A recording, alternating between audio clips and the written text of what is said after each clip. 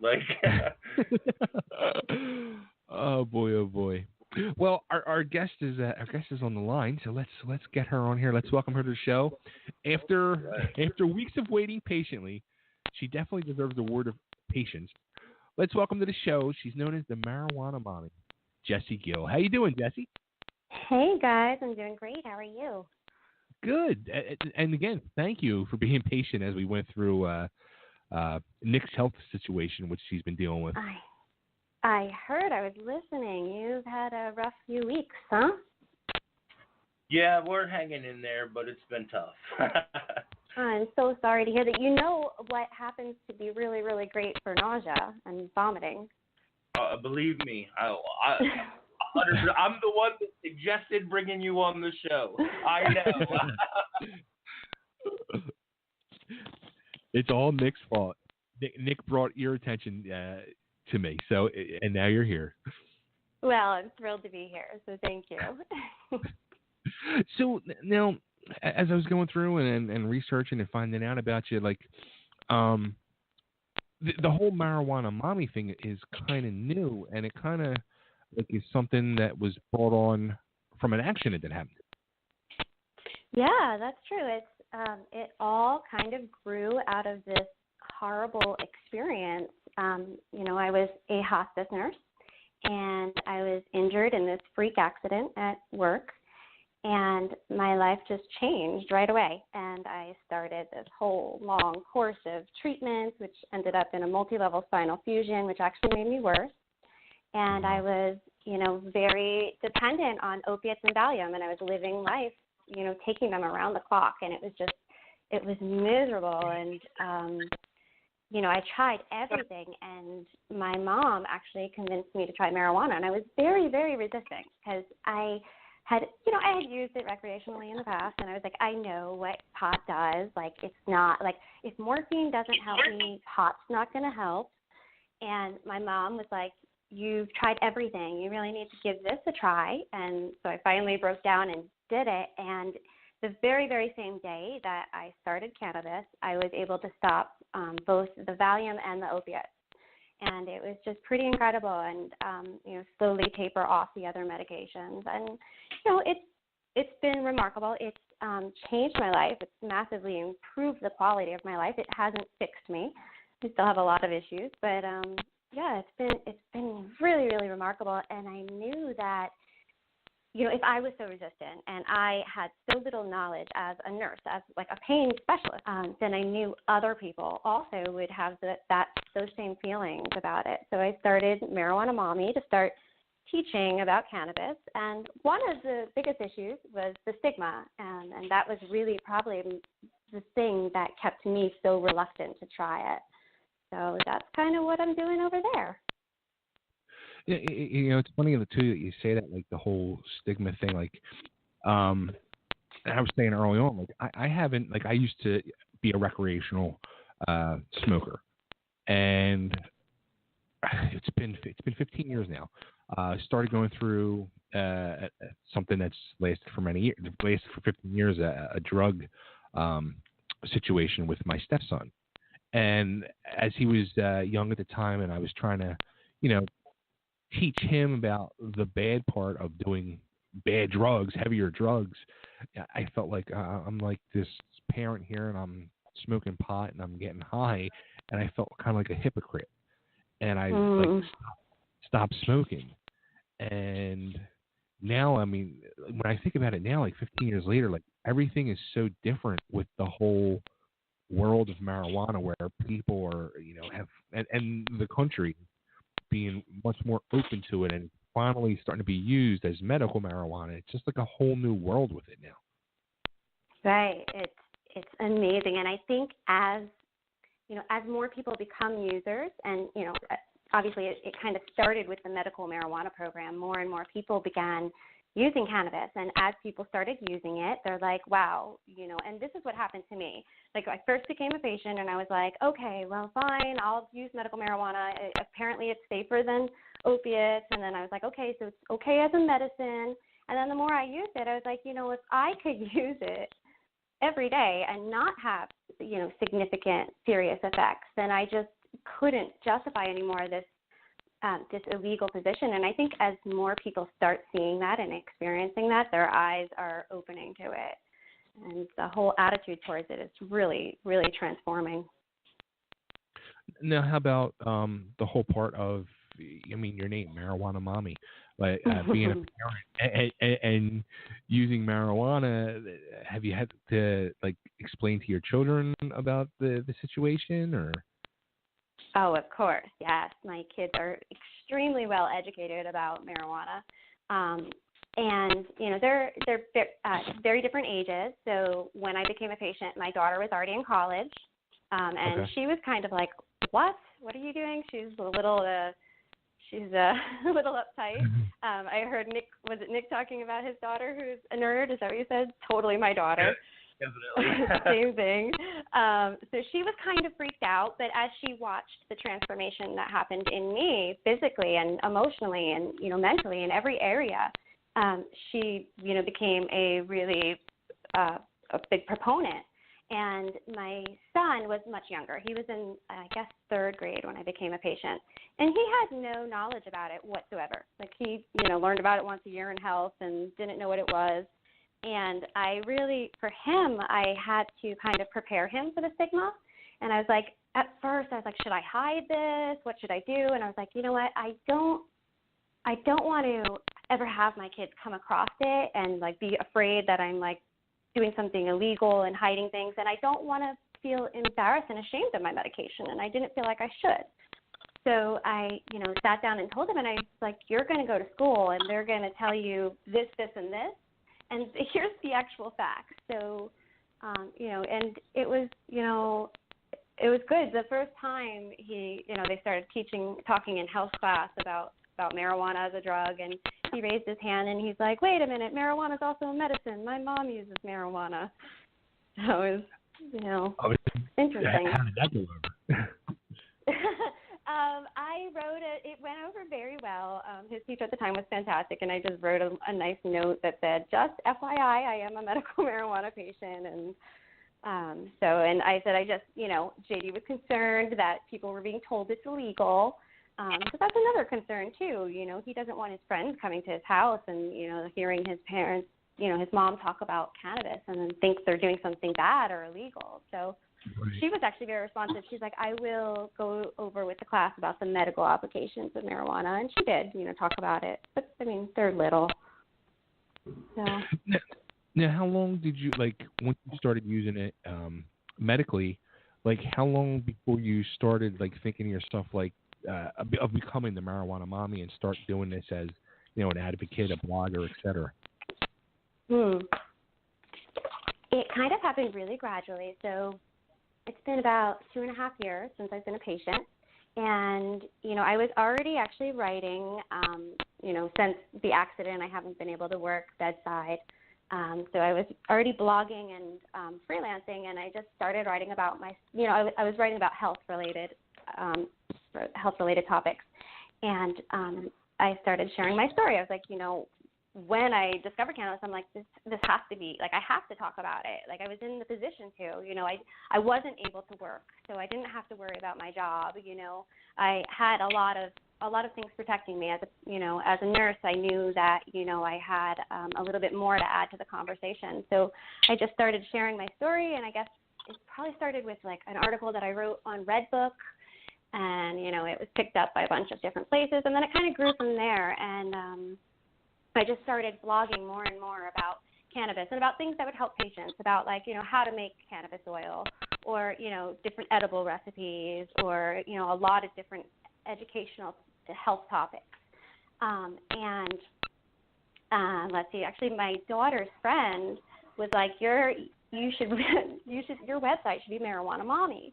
And I'm like, you know what, I love that juxtaposition, because that's exactly what I want to do. I want to take this thing that has a negative stigma and, just put it into an alternative light, a different light for, somebody who might relate to it in, Well, I'll this tell you, manner. one of the things that I love is I'm trying to remember if it's new or if it's an older one, but you were talking about the ways that marijuana is similar to meditation.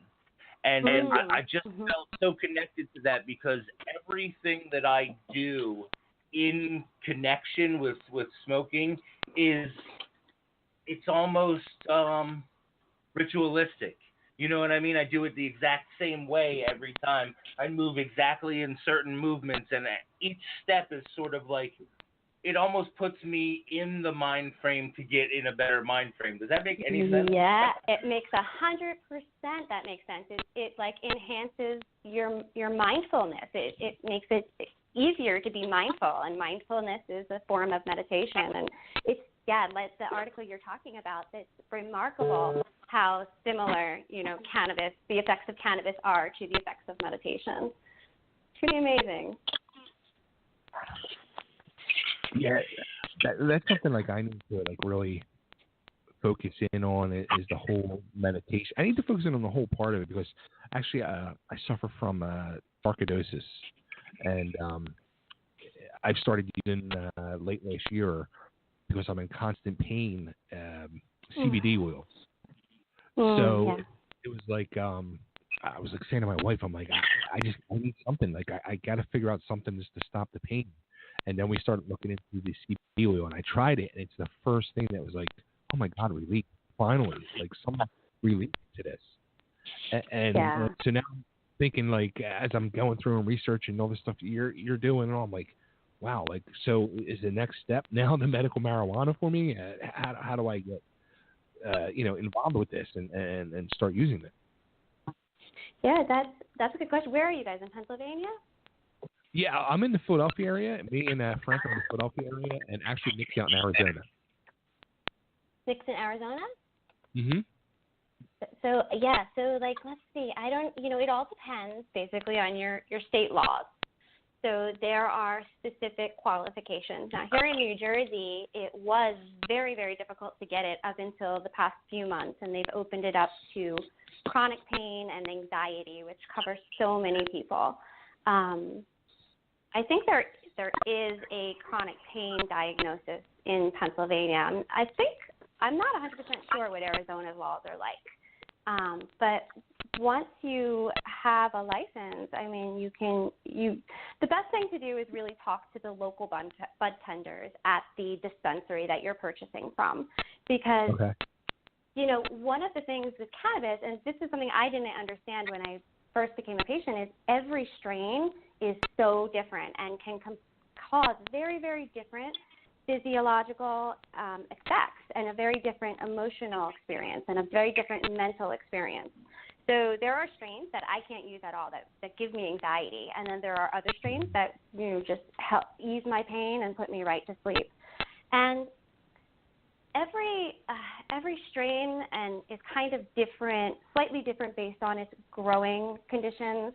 So usually the bud tenders can, give you an idea. Like at a good dispensary, a bud tender will be able to give you ideas of what's been helping other patients, like out of their products, out of their stock.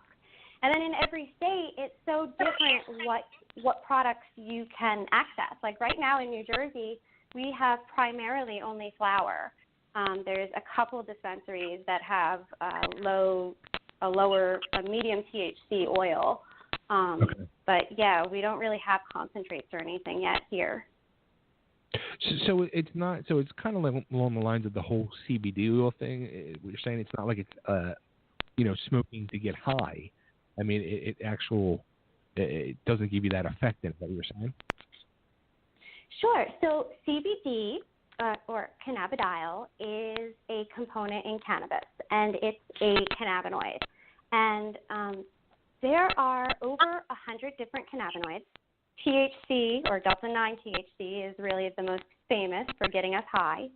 CBD is really, really powerful medically and for many conditions, but you're right, it doesn't have that same intoxicating effect.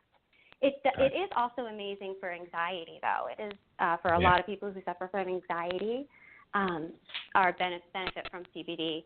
But, cannabis is actually composed of over 400 different chemicals. So, and, there are over 100 different cannabinoids. So when you have a whole cannabis plant, it's way more than just CBD and THC.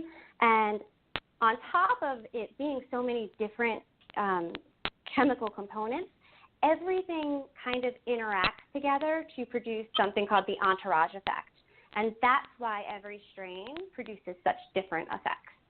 So, yes, CBD is great and awesome for some applications, but we don't get the full, wellness benefits that we often see from, like, full-spectrum oils. Now, I guess that goes into, like, the price of this as well, because, like, there's a local health food place that is, like, a really big proponent of it, and that's where I started going there. And, I mean, I was getting, like, a little eyedropper size bottle, and it was, like, $50. And they're like, oh, it'll last you a few weeks, and, a couple drops in the morning, a couple drops before you go to bed, and you're good. And I noticed, like, the drops started becoming bigger and bigger as I'm going along. Yeah. And then it got to the point where it was like, I'm going through a bottle a week, easy. And a friend of mine who has chronic pain as well, she ended up buying, like, two, probably, like, triple the size bottles of CBD oil, but she got it off eBay for $5 a bottle. And I'm like, yeah. I'm like, there's a big difference here. Very big difference. Yeah, huge difference. And there are tons of CBD products that are flooding the market right now, and it's a little scary because patients are reaching for them, and there's no regulation, there's no oversight. You have no idea what's really in the bottle. And on top of it, there are really two different types of CBD oil. So there's CBD products that are just purely CBD, and it's they pull CBD crystals out of the plant, and it's made from CBD isolate. And then you have other products that are full spectrum hemp oil with high CBD, and with those products there are some other cannabinoids and some terpenes and some other things that we see in cannabis. So they kind of blend slightly more of an entourage effect. A lot of people really still do need that THC, though. Sometimes the high CBD strains just aren't enough. It depends on the condition and on the individual. Right.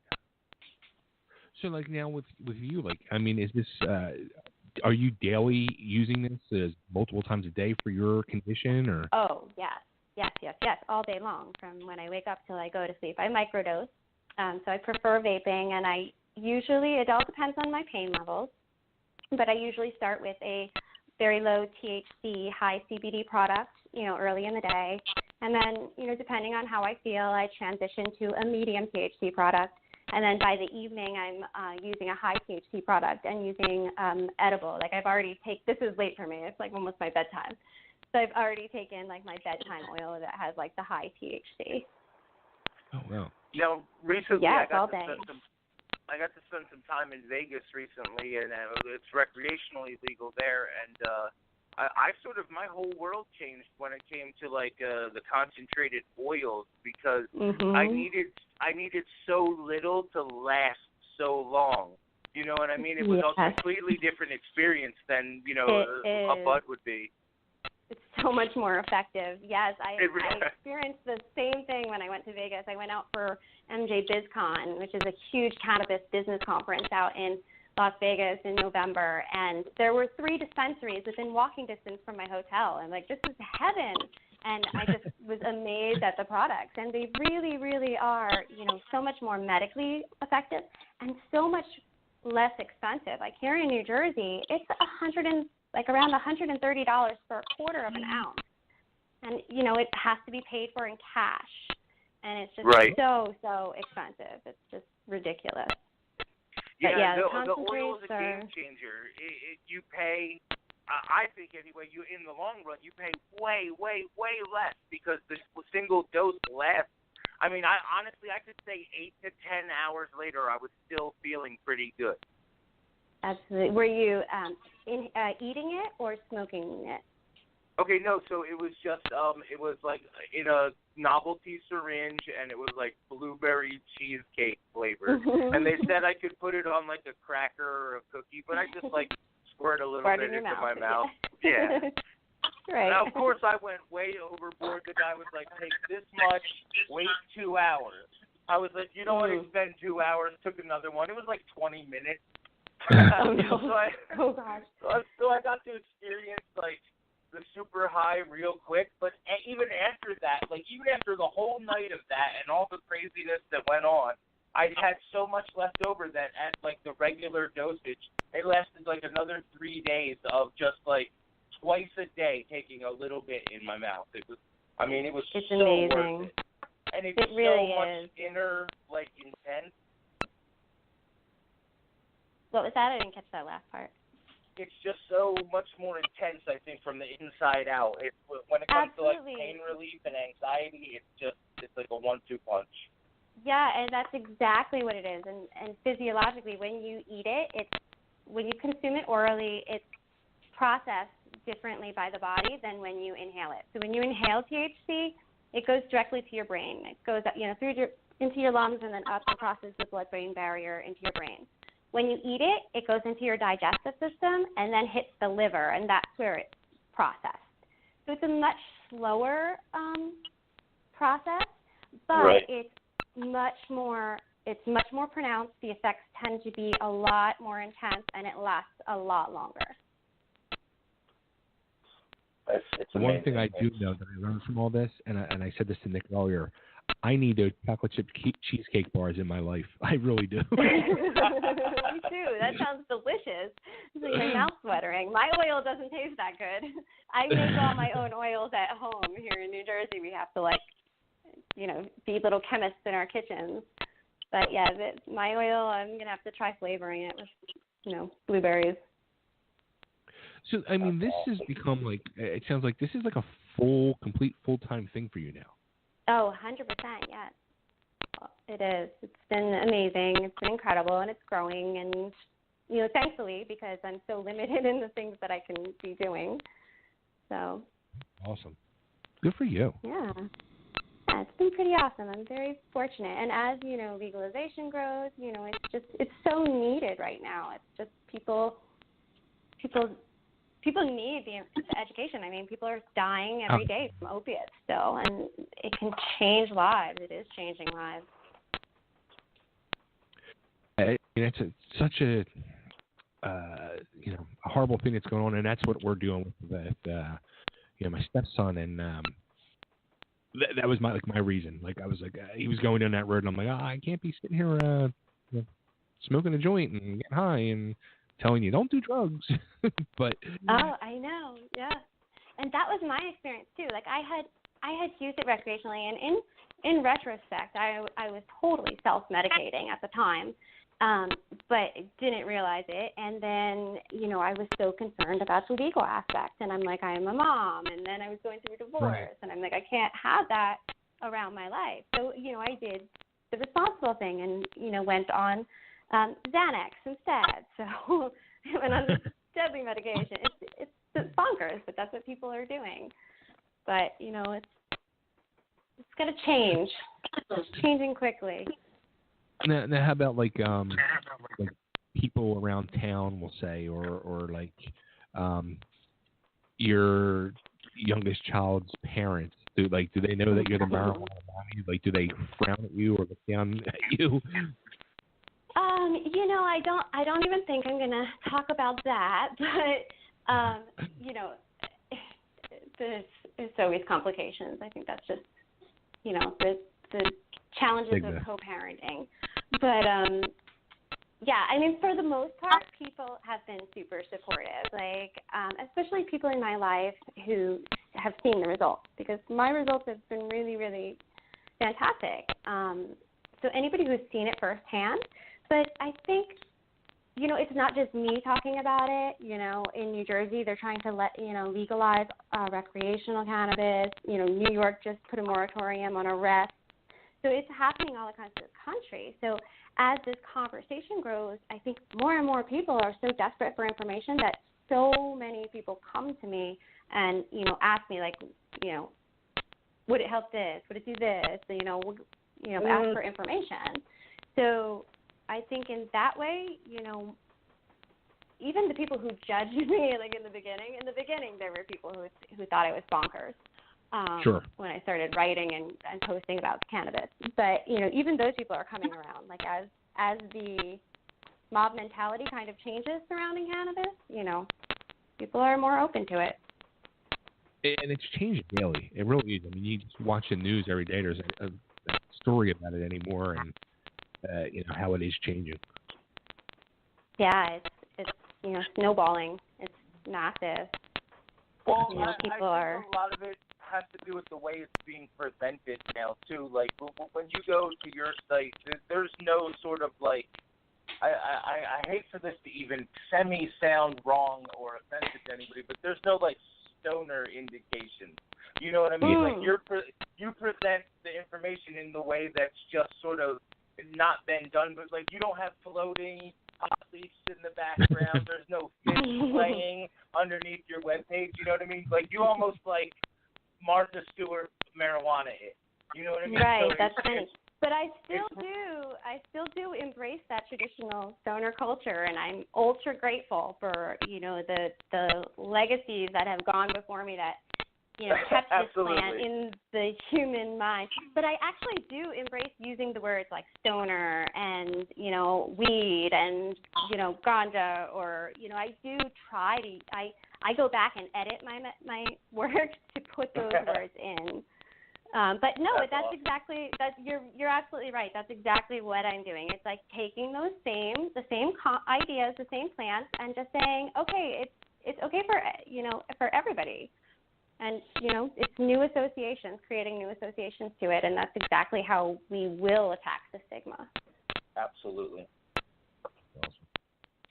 Okay, so where should we send everybody to go for you to keep educating us people that need education on this? marijuanamommy.com. Plain simple, straight to the point. Yep. A little memorable. Well, Jessie, this was great and talking to you and learning all about this. And thank you. And thanks for being patient again.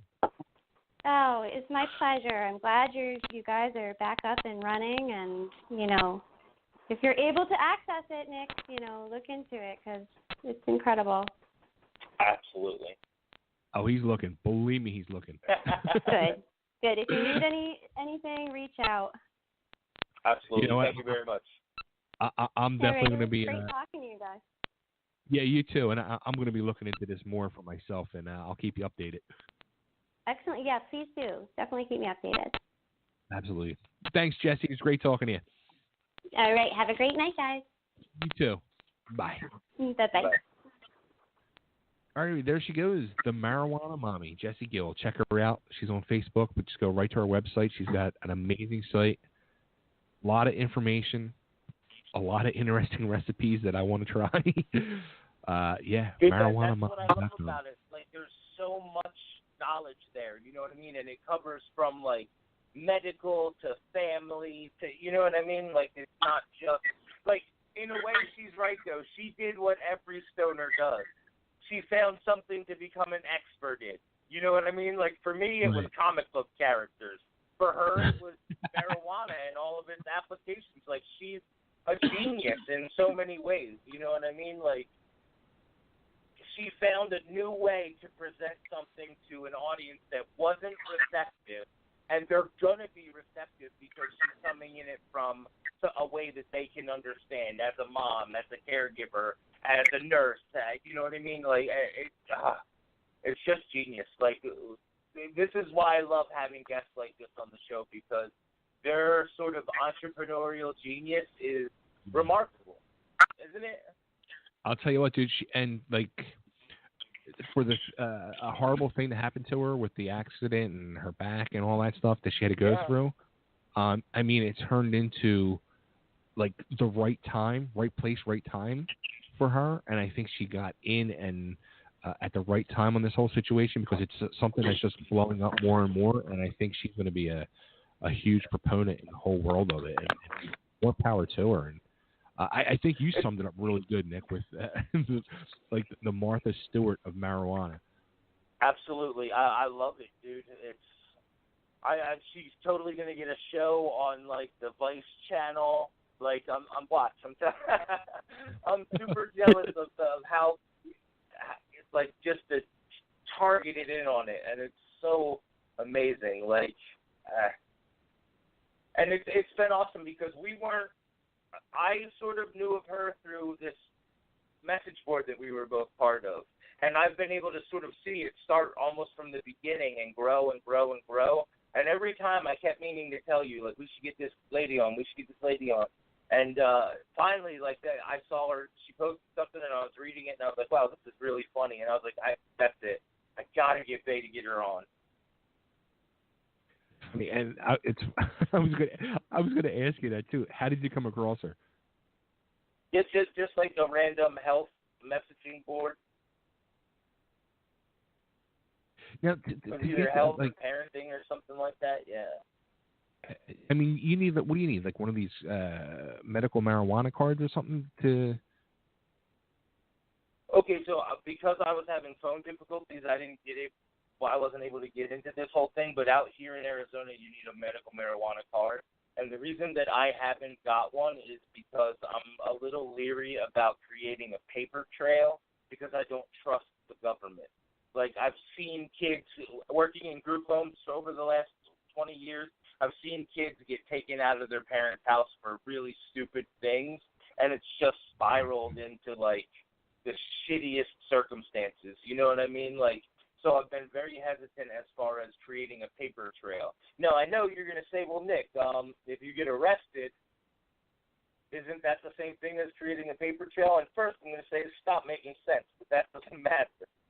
But secondly, I have a middleman. Like, I don't, no money or drugs exchange my hands. Like, I have a friend of a friend who helps a friend who does a friend and brings it over, drops it off, and picks it up. You know what I mean? Like, I'm not involved in the situation other than placing the initial order. Like, it's a little shady, but honestly, I would rather the drug dealer know my name than the government.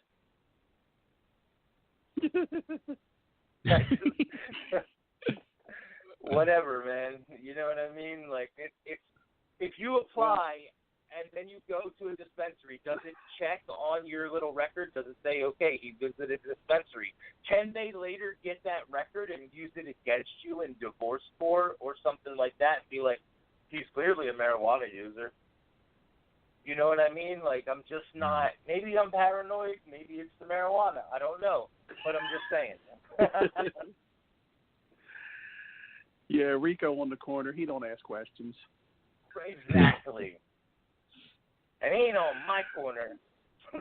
I'll tell you, you know, I didn't talk too much while she was on because I was just listening because, you know, for years I've been a big proponent and following the whole, you know, legalization of marijuana and the CBD oil I've been using for a couple of years now.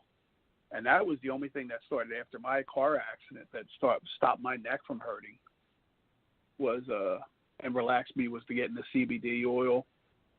That's and wow. And then you know, with the marijuana, I was able to get a hold of a couple of vapes of that and vape it. And you know, it helped with a lot of issues. So, you know, there's something there, and it's a shame that the reasoning behind it being illegal is all BS.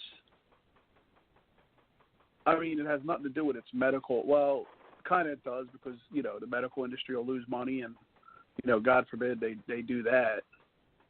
But that's only part of it, you know. You also got the other practical applications of marijuana and hemp that scare the crap out of the rich, and it's kind of the reason why we don't get more information and mainstream and get it out there like it should be. Illuminati confirmed. Plus I just went on Jessie's Facebook page. Yes. She's a cutie. You know, I just thought I'd put that out there. Put that out there.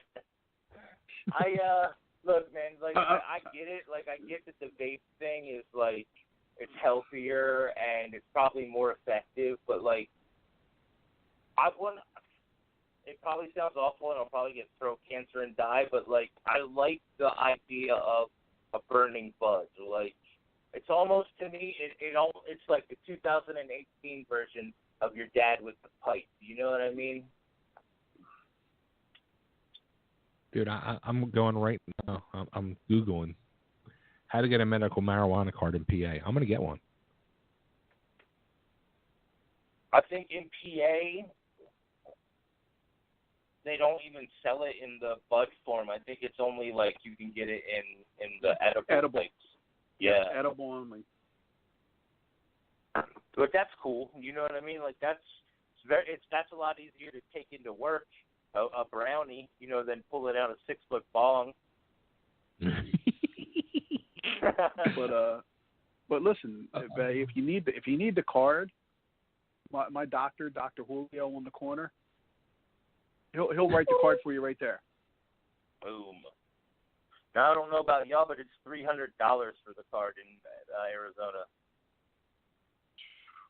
Well, I don't know if you guys have looked into what's involved. Even though it's legal, it's to open a dispensary. Literally, you got to have a lot of bucks backing you. Oh yeah. And they're still messing. Like she was saying, you got to pay cash for it. You can't even use a credit card. How shady is that? That's great though. I love it. Well, here's the worst part. I don't know if they've changed this yet, but the medical, the dispensaries literally can't put their money in certain banks. Anything that's federally insured. Yes. They're going to do away with that, though. Trump's issued a couple statements lately. There's some of that, I think. Because one of the ones in Pennsylvania was talking to me about doing security work. And they were like, yeah, it's going to be in all cash, and we're going to need you to, like, be armed, and, you know, and they're telling me all this. And literally, I was like, whoa, this is it's almost like you're setting yourself up for, you're going to hear about these places getting robbed left and right, trust me. Oh, yeah. Especially because they're opening them in some of the stupidest neighborhoods. They're opening one I think in Sharon Hill, which I give that 2 weeks before it's robbed. Yeah. I mean, you know, that's not far from Chester. And we've had a few robberies, but they've all been, like, after-hours robberies. Nobody has ever tried it while there were security and, you know, active staff there. You know what I mean? So I'll give them that. But we're super red still. Like, you guys got to remember, I'm in Arizona. Like it's only barely medically legal here. You know what I mean? It's only legal for like 5 conditions or something like that. This will be the third time we vote on it this year, and saying it may pass this year. We have a lot of senior citizens, and a lot of senior citizens, when you talk about marijuana to them, they think about, like, you know, sitting on the couch stoned, you know what I mean, couch locked, just not doing anything. Like, they don't understand that it's a whole new world when it comes to marijuana. You know what I mean? Like, different strains do different things. They don't really get that. They just, you know, they remember what it was like when they were teens.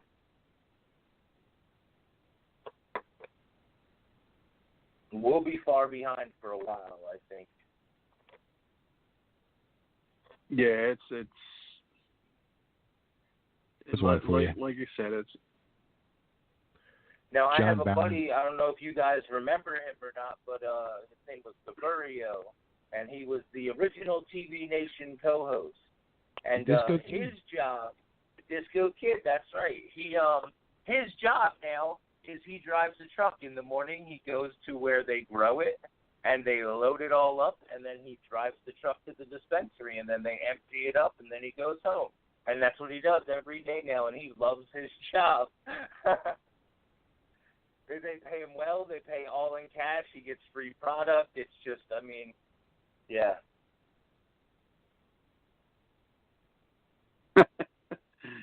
He gets free product. Hey, it's a business. You gotta, you know what I mean? I paid for it with my debit card in Vegas, dude. You know what I mean? Like, when it's recreationally legal, it's a whole new ballgame. That's kind of wild, though. I mean, with the whole cash-only thing. Well, it's meant to make it as difficult as possible to open the place up. I mean, literally, the regulations, like, you know, the three of us could never do it.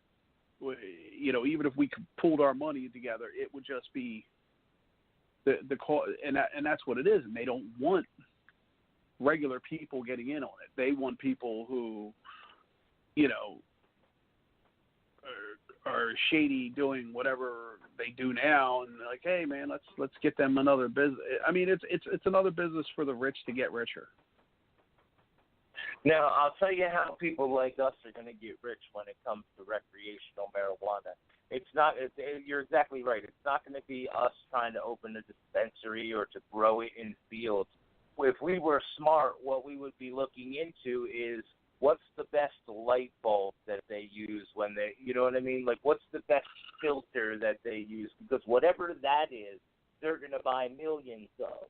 You know what I mean? So, like, that's a great way to look at it from a different point of view is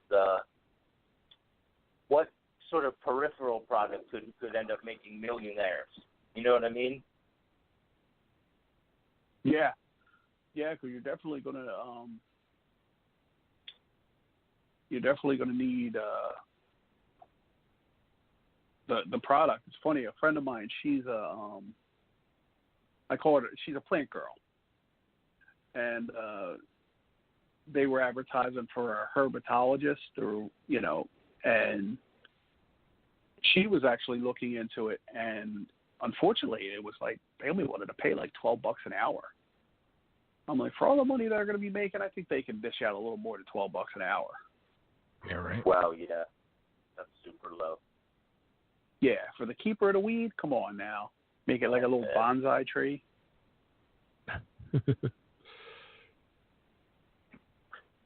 Will be karate chopping prices. Cobra Kai weed. Strike first, strike hard. I got to get Kate a job at a dispensary. Paid in product.